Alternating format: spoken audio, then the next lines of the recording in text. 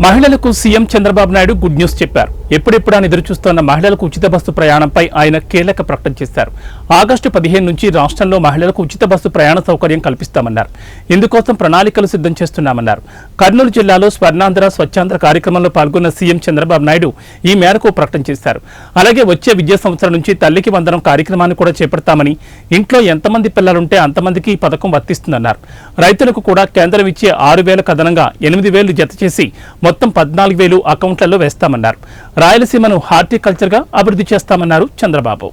బస్సుల్లో ఉచిత ప్రయాణ సౌకర్యం కూడా తొందరలోనే ఇస్తా. దీనికి కూడా ఆలోచిస్తున్నాను. అవసరమైతే ఆగస్టు 15న స్వాతంత్ర దినోత్సవాన తప్పకుండా మా ఆడబిడ్డలు అప్పటి నుంచి ఉచిత ప్రయాణ సౌకర్యం ఏర్పాటు చేసే బాధ్యత ఈ ప్రభుత్వానిది. కడప, పుట్టపర్తి, అదేమో ఓర్వకల్లు, 4 జిల్లాలకు 4 ఎయిర్పోర్ట్లుండే ఏకైక రాష్ట్రం ఆంధ్రప్రదేశ్ రాష్ట్రం అని చెప్పి కూడా నేను మీకు తెలియజేస్తున్నా. అదే రాయలసీమ. రోడ్లు చూడండి, 4 లేన్ 8 లేన్ రోడ్లు. తిరుపతికి పోవాలంటే నేరుగా నంద్యాల, కడప, తిరుపతి. ఈ పక్క బెంగళూరు నుంచి హైదరాబాద్, అనంతపురం నుంచి తిరుపతి. ఏ ప్రాంతానికి పోయినా ఈరోజు నేషనల్ హైవేస్ అన్ని కనెక్షన్స్ వచ్చాయంటే అది తెలుగుదేశం పార్టీ చూపించిన చొరవ అని చెప్పి నేను మీకు తెలియజేస్తున్నా. రాబోయే రోజుల్లో గ్రీన్ ఎనర్జీకి హబ్గా తయారవుతుంది.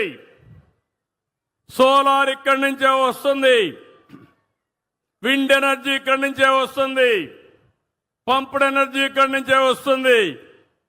దేశానికి గ్రీన్ ఎనర్జీ సప్లై చేయడానికి ఈ రాయలసీమ కేంద్రంగా పనిచేయబోతుందని మరొక్కసారి మీ అందరికీ విజ్ఞప్తి చేస్తున్నా. ఇండస్ట్రీస్ కూడా ఏదైతే ఇండస్ట్రీస్ పారిశ్రామిక వాడ మీరు చూస్తే ఓర్వకల్లు కానీ కొప్పర్తి కానీ 4-5 వేల కోట్ల రూపాయలు ఖర్చు పెట్టి ఇన్ఫ్రాస్ట్రక్చర్ డెవలప్ చేస్తున్నాం. ఓర్వకల్లో డ్రోన్ సిటీ వస్తుంది, పెద్ద ఎత్తున ఇండస్ట్రీస్ వస్తాయని చెప్పి కూడా నేను మీకు తెలియజేస్తున్నా. ఇంకో పక్కన రాయలసీమలో నీళ్లు ఎవరిచ్చారు తమ్ముళ్ళు నీళ్లని మిమ్మల్ని అడుగుతున్నా.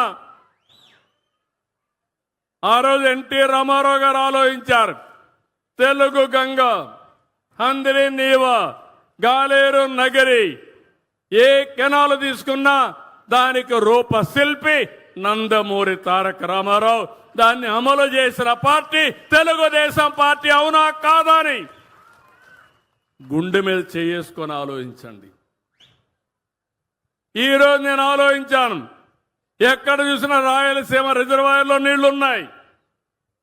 అది తెలుగుదేశం పార్టీ చూపించిన చొరవ. ఇంకా దీంతో నేను తృప్తి పడలేదు. రాబోయే రోజుల్లో పోలవరం నుంచి బనకచెర్ల పూర్తి చేయగలిగితే రాయలసీమకు గేమ్ చేంజర్ గా తయారవుతుంది. ప్రతి ఒక్క ఎకరాకు నీళ్లు ఇచ్చే అవకాశం వస్తుంది. దానికే ప్రణాళిక తయారు చేస్తున్నా. నా జీవితాశయంగా పెట్టుకున్నా ఈ రాష్ట్రానికి రుణం తీర్చుకునే బాధ్యత నాకుంది. ఎవరికీ లేని గౌరవం మీరు నాకు ఇచ్చారు. ఎక్కువ సమయం ముఖ్యమంత్రిగా పెట్టారు, రాజకీయాలు నన్ను గౌరవించారు. అలాంటి గౌరవించిన నేను తిరిగి మీ రుణం తీర్చుకోవడానికి అనునిత్యం ప్రతి ఒక్క సెకండు ఆలోచిస్తున్నానని చెప్పి కూడా నేను మీకు తెలియజేస్తున్నా. నేను ఇంత మునుపు చేసిన పనులన్నీ ఒక ఎత్తు అయితే ఇప్పటి నుంచి నేను చేయబోయే పనులు మల్టిప్లైర్ ఎఫెక్ట్ లో 3 రెట్లు 4 రెట్లు ఎక్కువ చేస్తానని చెప్పి కూడా నేను మీ అందరికీ చెప్తున్నా.